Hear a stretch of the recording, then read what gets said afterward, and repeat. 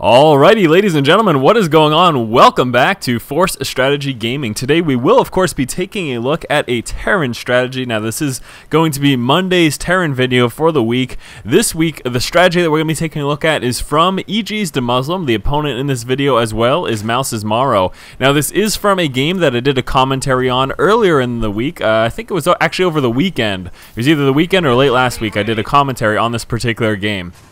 What we're going to be seeing, though, is The Muslim is going to open up with a 1 racks fast expansion. What we're going to look at in particular, though, aside from the build itself, what we're going to be focusing on is his consistent harassment, opening up with some Hellion harassment, following that up with Marine Hellion drops, and then pushing out with another Marine Hellion push, and then following it all up with a tank Marine push, finally with upgrades, having Stimpak, level 1 armor, as well as level 1 weapons in play as well. So the general mentality, the general thought process or idea behind this entire thing that we're going to be taking a look at is just continuous harassment of your Zerg opponent. If you can constantly harass a Zerg player, that is how you're going to be in the best position, and obviously as well, focusing on the economy, of course, always a great idea. We can see right now The Muslim moving up with the scout, checking the normal things, the pool timing, the expansion, whether or not it's up, and then also looking at that extractor timing. After that, moving in for a secondary scout, trying to see when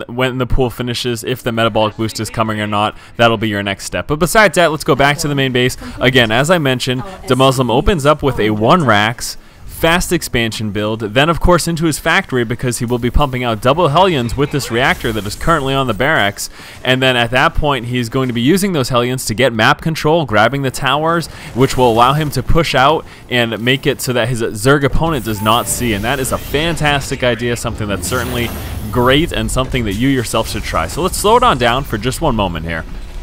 Let's talk about quickly the build. The build that he opened up with was a 10 depot, 12 racks, and actually 15 refinery. Now, I know typically you're going to say Force, don't we usually see that refinery at 13 supply? Well, yes, with a lot of the standardized builds you do, but since, again, The Muslim was going 1 racks into fast expansion, he delayed that refinery, giving him those extra resources to come out with that expansion quicker. So, the build thus far has been, let me pause really quickly, because I do want to, of course, check out these Hellions and what they are doing. So, again, 10 depot, 12 racks, 15 refinery, 16 orbital command. At 18 supply, once The Muslim had come out with 2 initial marines, he then put his reactor on what was the barracks. That was what was in the position of currently where the factory is. Then at 19 supply is when that expansion came out. So at 18 supply, it's a reactor on the barracks. 19 supply, the command center starts building. 23 supply is when the factory comes out, and that's essentially just when he has that next 100 Vespian after building that reactor. And then at 29 supply was the Starport. So let's pick it right back up. Let's follow around The Muslim's initial Hellions. The entire point of these first 4 Hellions, we can see 2 out, 2 additional ones on the way as well, is to get map control, poke and take a look at that expansion, but get map control and deny those tower visions from your Zerg opponent. So you can see first roasting off those 2 Zerglings, then the Hellions with the additional ones following behind. He's going to check the expansion. He wants to see if any additional Zerglings push out, and he wants to see if they do, then he of course will roast them up, because these Hellions are going to be very, very strong, even against those Speedlings. When you have 4 to 6 of these Hellions, you have no problem. Just make sure you stay off creep, otherwise those Speedlings will have a much easier time getting a surround on you. So you can see he roasted the Zerglings at the towers. He will then go again back to the towers, because at this point the medevac, I believe, is building or just finished. Let's take a look there. It is finished right now. So the medevac, once it finishes, loading it up with Marines, pulling on out with your Hellions. He did check those towers a second time, and then getting ready for the drop. And if you can deny that center of the map vision from your Zerg opponent, which typically Zerg players like to have early game, just using their Zerglings to grab those towers, you deny that vision, you can push out, and they will not be aware that this is coming. And that's the entire point. So we're going to see The Muslim here dropping in the main with these Marines and Hellions, and this is going to be such a strong drop. It is going to be so effective. It's so fast. We're at the 8-minute mark when this drop is taking place, and just moving around with the Marines, sniping any overlords you can. Now, of course, a concern will be, what if we have heavy roaches? Well, if your Zerg player was going for roaches, chances are maybe he'd have like 5 to 7 right now. But the great thing is that with this amount of Hellions sitting on currently what is 8 Hellions. If he has all Zerglings, look at how absurd and how quick you roast them. If he does have roaches, your Hellions can of course avoid them, and that will be your main focus. And one big thing to realize, and the primary reason this is so effective, is because most Zerg players, when defending against attempts of early game pushes, these spine crawlers will be placed at the expansion. In fact, that is precisely where Morrow put his spine crawlers. So being able to get that fast medevac, a drop inside the main with your Marines and Hellions, is what is going to make it so that this will do a ton of damage. And as you can see, bypassing the spine crawler that Morrow had placed down here, he had a much easier time using these Marines and Hellions to roast the economy and kill off all of the Zerglings of Morrow. So as you saw, obviously incredibly effective push here from DeMuslim. Taking a look at the unit loss tab, I mean, just absolutely unbelievable. DeMuslim, of course, has lost some of his offensive attacking units, but overall, his Zerg opponent is in a much worse off position. Now, what's happening post this point? Well, you have your expansion up already. That is, of course, an Orbital Command. Getting another Refinery at that expansion at that point. Now it is time to pump out a ton of Barracks. We can see 5 additional Barracks have been added, and then after getting out a few more Hellions for a secondary push, if your first push works that effectively, always a good idea to keep up that constant aggression. Then what we will be seeing is a hot swap. We can see DeMuslim lifting this off, transferring it over, and dropping a tech lab, because then the next transition will be into double medevac and starting to get siege tanks. Now, something else I want to make a note of as well, it is also a good idea to get an initial Viking. So after you get your first medevac, getting a Viking after that can be very helpful, because what you can do with that is mop around the map and basically take out a bunch of overlords. Now, if we take a look at the everyone tab, we can see there is one overlord over here. A lot of times the Zerg player will maybe, I would say, between 1 and 3 overlords will be spotted around the map, and those are free kills for you if you get a Viking early on. Otherwise, you can see it has his overlords chilling out over here.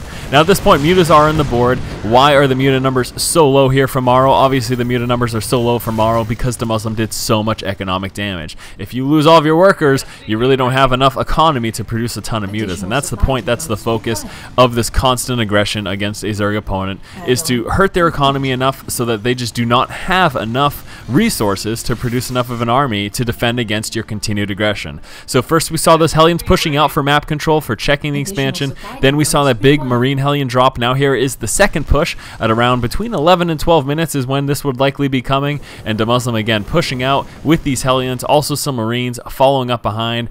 Stim pack just about finished right now as well. Something else that I did want to, of course, mention, after that initial push, when you have your expansion up and you get those additional barracks, that's when you get those double engineering bays. Start your 1-1. You also start your stim pack. Follow that up as well with combat shield, and you should have the stim pack for the second big push, and that'll make it that much more effective. So again, DeMuslim going to be pushing on in here, and I can just actually fast forward through this. Now at this point, Morrow did actually have enough to mop him up. Also, DeMuslim got caught in kind of a bad position where he wasn't able to micro back very far. You can see not a lot of micro space, and also just enough mutas for him to actually be able to mop up all those Marines. But even though he lost some stuff there, it doesn't really matter. The initial push, that initial drop was so very effective, he's going to have no problem. Also getting up his next expansion at this point, spotting the fact that Morrow's on his third.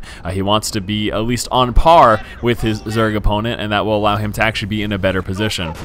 And then here comes the big push, like I mentioned. After that initial push of Hellions, getting a few more Hellions for a secondary push, and then switching it up to siege tanks. Of course, getting your siege tech is going to be smart as well. And then continue up that constant aggression. Pushing out with siege tech does a few things. It allows you much more easily to deal with speedlings and banelings. It also allows you to deal with a roach transition that your Zerg opponent could do as well. And you can see at that point, Morrow just went ahead and called the GG. So very strong, very effective kind of general playstyle and tactic that we saw the Terran player DeMuslim do. Let's talk once more about that initial build order. The initial build order was that 10 depot, 12 racks, 15 refinery, 16 orbital command. At 18 supply, a reactor came down on the barracks, pumping out double Marines for that early game defense, because at 19 supply is when this expansion got dropped. Then at 23 supply, basically after you get that reactor on that racks, you're still on 1 refinery. Once you have that extra 100 Vespian, that's when you will be dropping that factory. And then at 29 supply after the factory is when the Starport came out.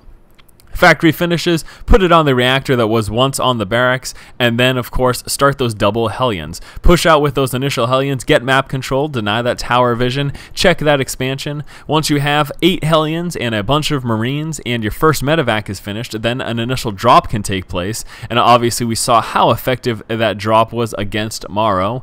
And then once that drop takes place, you do a few more, come out with a few more Hellions because you're going to want to do a second push, and then at that point you will be switching the factory to with Tech Lab, coming out with your siege tanks and your siege tech, getting a ton more barracks, starting your upgrades as well, of course starting with Stimpack, moving into Combat Shield, and then getting those 1-1 upgrades out of your engineering bays. And again, constant aggression, that's the name of the game. One big key component again for that initial push is that map control. Deny that vision of those towers, deny those Zerglings from being able to spot that you're dropping. And yeah, very strong, very effective. Of course, the primary focus here is going to be roasting that drone count.